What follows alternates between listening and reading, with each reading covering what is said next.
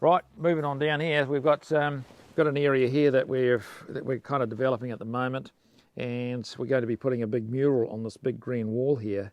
And Jenny's been cutting up little pieces of tile and different shapes and things and different colours and all those sorts of things. And it's going to be quite organic, so if we have a visitor, then they'll come along and just paste their own design into part of the wall, and then she might do a little bit, and anybody else can come along and do a little bit, and eventually the whole wall will be covered, and we'll have some sort of fancy mural there, and hopefully it'll look like a nice piece of artwork. So cool that you have, everyone can be involved as Yes. a community. Yes. So people can visit and have a memory of investing in the property as well. Yes, so we've got lots of people, lots of friends who actually come to stay here, and one in particular we've got Kelly and Warren and their two boys. They come here quite regularly, and every Christmas actually they've been, and so that they kind of feel like part of the family, and so they're keen to come up and put their little stamp on the wall here, so that they'll have their own little thing. So it'll be interesting to see what the boys actually create, because Finn's quite artistic, and he's the younger one of the two, and so he's kind of probably come up with some space scene. He will, make it out of Minecraft or something. yes, that's something like that. Yeah. So there's our little arbour, and our next door neighbours give us a hard time about this arbour because he says, well, it's not big enough to park a boat in. He keeps saying, gosh. Anyway, that's his way of being funny. We've been growing these vines and things over the top of it, which in the summertime we're actually shaping, so you'll end up coming through like an archway, and that'll be quite nice. There's white roses, yellow roses, and I can't remember what the other thing is. It's just something that Jenny's found, and it has purple, like grapes type flowers hanging off it. I should know what the name of it is, but just for the life of me, can't remember right now. Through here, we've got this is one of our 6 water tanks. It's 25,000 litres, and we've got 6 of them because we've got quite a few roofs in across the property. So we felt that you might as well, if you've got a roof, you might as well just collect the water off it. So we're doing that. And behind the shed, we've got 2 tanks. Down the house, we've got 2 tanks. We've got this single one here and another single one over behind the pods there. We've got a nice little walkway down to our chooks, and in our chook run here, we've got a few different varieties of chickens. Just watch your head, that wire, it's just pretty low. And what we have here is their chook run. There's about 12 chooks in here, but their chook run is quite long. We've got about 50 metres of run lengthwise and about 30 metres of run widthwise. So they've got quite a big area to run around in. We do let them out to forage, so we've got a back gate, and that allows us then to let them out into the grassed area and under the trees and scratch around and do their thing. And then they come back in here and they lay, and we've got nesting boxes all around the place. We've got one over here, it's identified as the best nest. We've got one in the tree over there, which is called the secret nest, and their headquarters is behind you there, and that's where they roost at night, so most of them. So that's pretty cool. We've got an auto feeder here, which is what we used to use when we weren't here during the week. We'd fill it up, takes about a bag of grain, and they just come along and stand on the foot pedal, and the lid opens up, and then they just eat.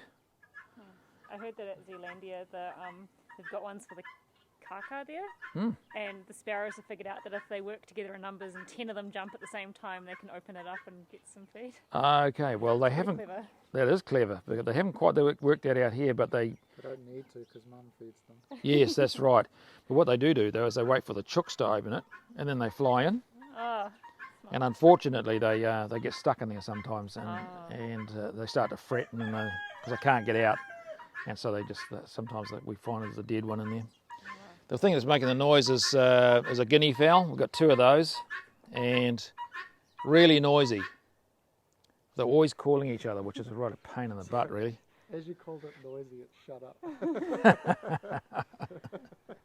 And water feeders, we've got 3 water feeder options for them. And one of them is this rubbish bin over here, which has got some little fancy feeding watering devices on it. And what they do is they come along and they just push on that little knob there, and the water dribbles out.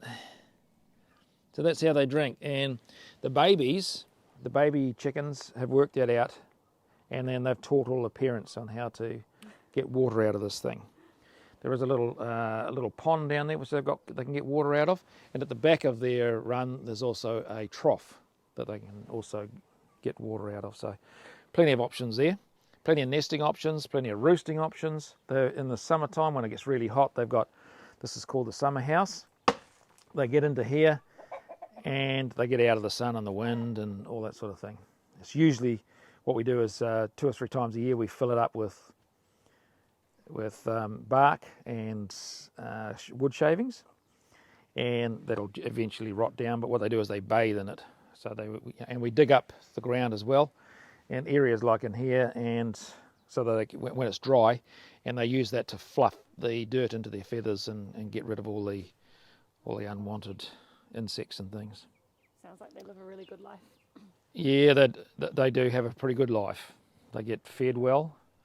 They get all the scraps from the house, and there doesn't seem to be any complaints. Not that I'd know if they were complaining. Yes, we're not quite sure what they're complaining about, because they get well fed. Just watch your head on that wire.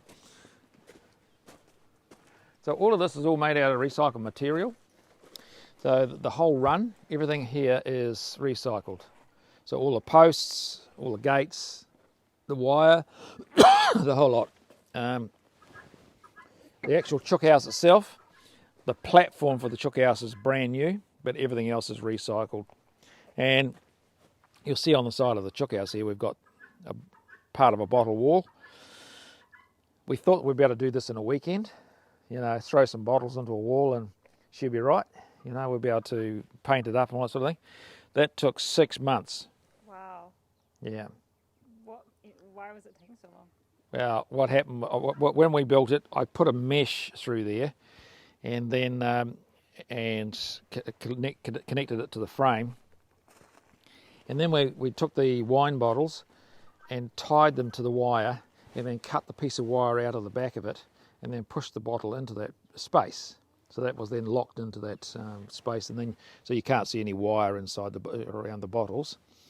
Wired that into there, and then I had to mix up plaster and then plaster the whole thing on both sides, and then wash off the bottles and make sure we didn't get any plaster on it. And then Jenni painted it and put all the little tile pieces in the middle to make it into a sunflower. So it just took a long time for the to get all that plastering done, because I was having to do it by hand. And does it take a lot of layers? Like, do you have to layer yes, it? yeah. Oh, right.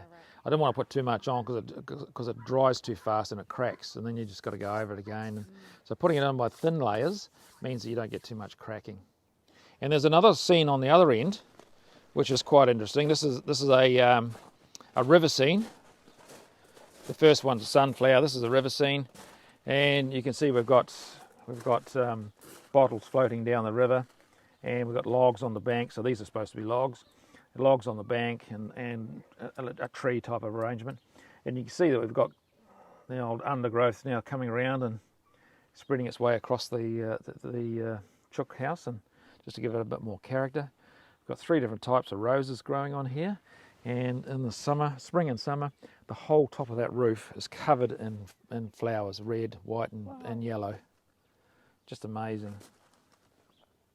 So I guess the glass is just a great way to bring in light for the chickens as well. Yes, it is. That's being quite strong. Yeah, for 2 reasons. We wanted something a little bit different as a chook house, and of course when we have visitors there, the first thing they notice, of course, is the big sunflower on the other side. And they go, "Wow, how did you do that?" Well, you just have to give it a go. It's just like most of the things here. Just do it on a weekend. Got a full weekend, do it. Yeah, and if you not going to take 6 months at all. Never done a lot of this stuff ever before, but we thought, well, okay, if you want to do something, you just got to give it a go, right? Yeah. And so you just do it. If you're a bit scared, then just jump onto YouTube. You find just about everything you like on the internet.